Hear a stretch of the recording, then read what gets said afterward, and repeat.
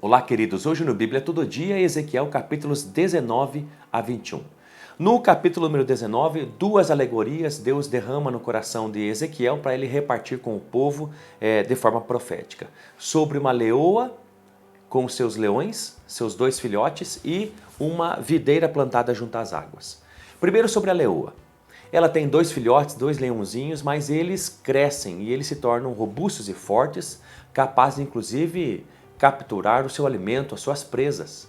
Mas mesmo com as suas forças, de alguma forma eles são subjugados por alguém.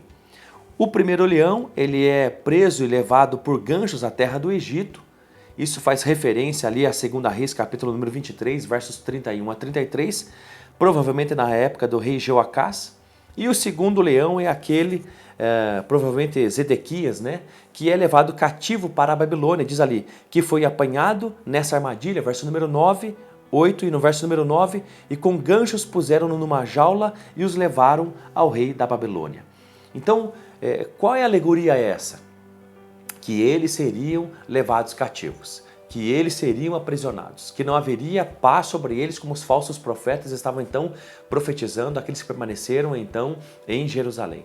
Realmente eles seriam levados cativos, eles seriam presos, subjugados e não haveria esperança para eles. Olha que coisa mais interessante. E uma outra coisa importante, esse cativeiro não seria breve.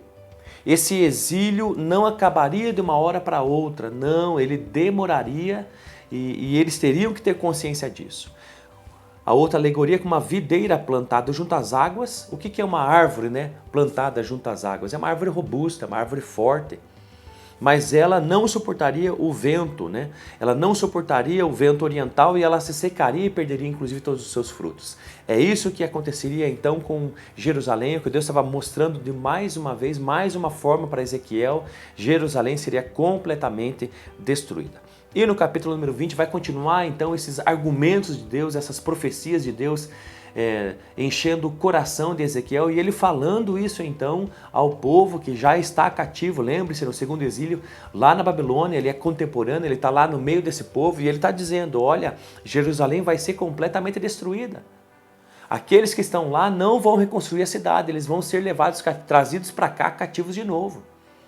A Babilônia vai voltar para lá e vai de novo nos trazer prisioneiros e destruir tudo que ficar agora, inclusive o próprio templo. Esse é um discurso todo. E no capítulo número 20, de alguma forma Deus vai mostrar de novo para Ezequiel um resumo dessa história de rebelião do povo de Israel. E em vários versículos ele repete isso, né? O verso número 8, mas eles se rebelaram contra mim. Então Deus está o tempo inteiro dizendo sobre Jerusalém, sobre Israel, que eles se rebelaram contra ele, não lançaram fora as abominações que encantavam seus olhos, nem deixaram os ídolos do Egito, diz o verso número 8. Olha que coisa mais interessante, ainda Israel de alguma forma pratica hábitos dos egípcios. Mais de 3 séculos antes eles foram livres do Egito e ainda estão com esse estilo de vida daquilo que eles aprenderam lá quando permaneceram naquele cativeiro. E não deixaram muitas práticas dos egípcios, fazendo idolatria, fazendo alianças internacionais, achando que a esperança deles estava nisso e fazendo abominações das mais terríveis. No capítulo número 20, Deus vai dizer inclusive quais abominações são essas. Ele diz no verso número 13, 16, 21 e 24. Pode ver que são repetições muito similares. Mas a casa de Israel se rebelou contra mim no deserto, não andando nos meus estatutos e rejeitando as minhas normas, pelas quais o homem viverá ao cumpri-las. E profanaram abertamente os meus sábados. Então eu disse que derramaria sobre eles o meu furor no deserto para destruí-los. Então, dentre outras coisas que Deus já detalhou de abominação que Israel cometeu contra Deus, seus pecados, aqui no verso 13, 16, 21 e 24, de novo ele está dizendo quais eram essas abominações. Não obedeceram a Deus, não guardaram seus mandamentos, não atentaram para as suas leis, se afastaram de Deus, não guardaram o sábado. Olha, Deus traz agora o discurso, né? A própria guarda do sábado. O que era o sábado? O povo deveria guardar o sábado porque o sábado ele significava que Deus havia criado Israel e havia redimido essa nação de Israel. E então Deus disse para que o seu povo, Israel, todo sábado fosse guardado para que ele nunca esquecesse e se lembrasse que eles eram para Deus um povo especial e que havia entre Deus e Israel uma aliança. Mas eles esqueceram disso, não guardaram o sábado. E uma outra coisa importante nesse capítulo número 20 é o que diz ali os versos 9, 14 e 22, também repetições do mesmo texto. E por que Deus diz isso 3 vezes nesse capítulo número 20? Olha o que Deus diz. Mas eu agi por amor do meu nome, depois dessas abominações, pecados de Israel, como que Deus faz? Mas eu agi por amor do meu nome, para que ele não fosse profanado à vista das nações, no meio das quais eles estavam, e cujos olhos eu me dei a conhecer, tirando-os da terra do Egito. Olha o que Deus fala, que essa longanimidade de Deus foi tão grande por todos esses séculos, e Deus não agiu de forma tão severa para com a nação de Israel, por amor do seu próprio nome, por amor a Ele, porque ele foi conhecido pelas nações, inclusive pelas nações ao redor de Israel. Foi conhecido pela nação de Israel, mas também pelos seus vizinhos, pelo mundo inteiro, da forma como Deus se mostrava, se manifestava e se revelava a Israel. O próprio versos diz que a cujos olhos eu me dei a conhecer. Olha que interessante, Deus se fez conhecer a Israel, Deus se fez a conhecer a esse povo que ele escolheu como? Abrindo o Mar Vermelho, mandando codornizes durante o deserto e a peregrinação, não permitindo que de alguma forma a roupa deles fossem gastas e as sandálias, nem as sandálias eles se perderam. Então Deus manifestou dando livramento, comida, provisão, libertação, socorro, protegendo eles com uma nuvem durante o dia e uma coluna de fogo durante a noite, no frio. Então de diversas formas Deus ele se faz conhecer a nação de Israel, falando com o próprio povo, dando os 10 mandamentos a Moisés. Então, da forma como Deus se revelou e se manifestou a Israel, não foi com nenhum outro povo. Deus falava com eles ouviam a voz de Deus, Deus manifestava com trovões e relâmpagos no meio da congregação, Deus vinha com a sua glória, então Deus se fez a conhecer. E como que Deus se fez a conhecer com as outras nações ao redor? Protegendo, guardando, sustentando, livrando a nação de Israel, estando com eles. Então Deus se fez conhecer e por amor a Ele mesmo, de alguma forma, Ele não fez com que esse povo, mesmo em pecados, perecesse. Deus estava cuidando deles, mesmo eles fazendo coisas abomináveis. Mas agora chegou um tempo que o juízo de Deus deveria ser estabelecido e é isso que Deus está explicando o tempo inteiro, mostrando de novo essas abominações, a idolatria de Israel, idolatria tal, como diz o verso número 31, e a oferecerdes as vossas dádivas quando sacrificais os vossos filhos. Israel sacrificava os próprios filhos e ele oferecia isso a ídolos até os dias de hoje, como diz o verso número 31, e dá sequência esse versículo que diz: e eu serei consultado por vós, a casa de Israel. Vocês matam seus filhos em idolatria a um Deus que vocês fazem com as próprias mãos, usando pedras e madeira e se ajoelham a eles, vocês sacrificam os próprios filhos e depois vocês querem vir a mim, me consultar? Negativo, isso não vai acontecer e eu não vou ser consultado por vós, diz o verso número 31, e olha o 32 que impressionante. De modo algum sucederá o que tendes na mente quando dizeis. Olha, Deus sabe o que eles tinham na mente. E eles diziam: sejamos como as nações, como as tribos das nações, servindo a madeira e a pedra. Olha o que Deus está falando. Chega, acabou, as abominações de vocês são tamanhas porque eu me mostrei a vocês, eu me fiz conhecer, eu me revelei, vocês viram. Mas sabe o que passa pela mente de vocês e pelos vossos pensamentos? Vocês querem ser como os outros povos, vocês querem ser como as outras nações, servindo a madeira e a pedra, servindo imagens que vocês fazem com a madeira e com a pedra. E Deus estava dizendo: de jeito nenhum, isso não vai acontecer. Eu vou disciplinar, eu vou corrigir com vocês e vou acabar com isso. Vou fazer com vocês, como diz o final do capítulo número 20, igualzinho que eu fiz com o povo de Israel no deserto, quando eles peregrinaram 40 anos.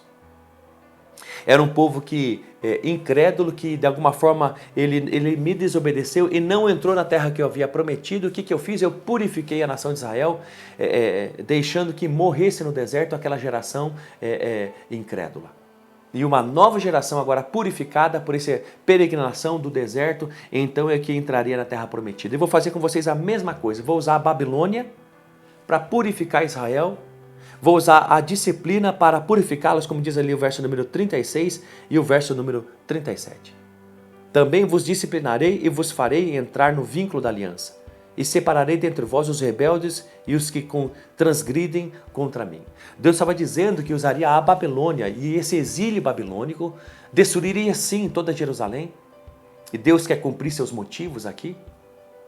Além de disciplina do povo, acabar com toda a idolatria nas diversas regiões e montanhas e vales e debaixo de árvores frondosas, tudo seria destruído pelos inimigos. Deus destruiria esses altares que os próprios israelitas construíram, mas Deus também purificaria o seu povo. Como? Separando os rebeldes, os idólatras. E como que ele faria isso? Por um processo de destruição. Sabe que às vezes a dificuldade que vem sobre as nossas vidas é um processo de purificação de Deus para conosco. E é isso que vai dizendo o capítulo número 21, que Deus usaria a sua espada. Ele viraria o seu rosto para Jerusalém e para com a terra de Israel, e ele julgaria tanto o justo quanto o ímpio. E ele viria com sua espada. E sim, ele viria com isso para o quê? Para purificar. O tempo todo Deus está dizendo sobre as abominações, então os pecados de Israel, e está dizendo que vai vir sobre eles juízo, vai vir sobre eles espada. Por quê? Porque é uma das formas de Deus nos purificar. A destruição, ela pode fazer parte do processo de Deus de santificação ou de purificação do seu povo.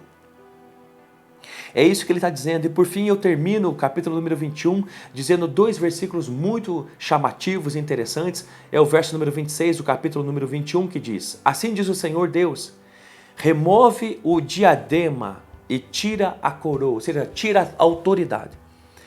Esta não será a mesma. Exalta o humilde e humilha o soberbo.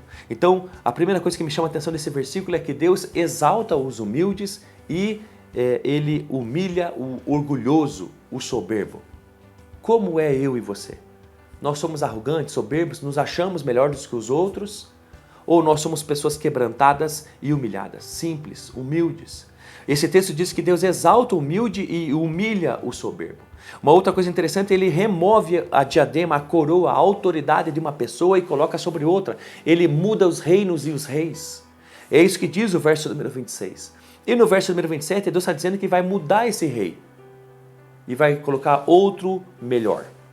Ele vai mudar o reino e vai colocar outro sobre a autoridade desse reino, sobre esse rei. Quem é esse? O Cristo, o Messias. Porque diz o verso 27, a ruína, farei dela uma ruína e ela deixará de existir, até que venha aquele a quem pertence por direito, então eu a darei a ele.